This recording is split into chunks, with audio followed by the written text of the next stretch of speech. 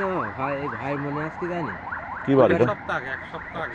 এক সপ্তাহ আগে দিয়েছিলেন। আচ্ছা, দেওয়ার পরে পরে বৃষ্টি হয়েছে চলে আসছে নাকি? হয় দেওয়া পরে ঘন্টা খানেক পরেই বৃষ্টি হয়েছে। আচ্ছা আচ্ছা। আর দিয়েছেন তো এই টাইমে দিয়েছিলেন আপনি মনে না? আচ্ছা আচ্ছা।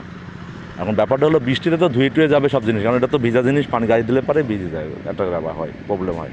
কারণ বৃষ্টির সময় দেওয়া যাবে না। আপনার হয়তো বৃষ্টি দেখেন যে মেঘলা আছে, বৃষ্টি হতে পারে, তাহলে সেক্ষেত্রে বৃষ্টির সময় দিলে পারে যে কোনো কোম্পানির আপনার কীটনাশকগুলো সেগুলো ধুয়ে টুয়ে নষ্ট হয়ে যায়, বুঝলেন তো, কাজে থাকে না।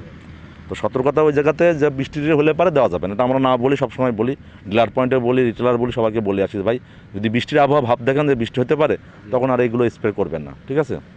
আদার হয়তো অন্য সময় করতে পারেন। তো আপনার কাছে যে ব্যাপারটা তাহলে তো সেটার সমস্যাতে একটা বৃষ্টির কারণে সমস্যাটা আছে। আর একটা ব্যাপারে এখন বর্তমানে পোকা মাঠে দেখা যাচ্ছে নাকি? হ্যাঁ, পোকা তো এখন এই ভাদ্র মাসে পোকা বেশি এমনিতেই এখনকার সময় স্যার পোকা অনেক বেশি। এখন প্রত্যেকটা মাঠেই প্রচুর পরিমাণ পোকা।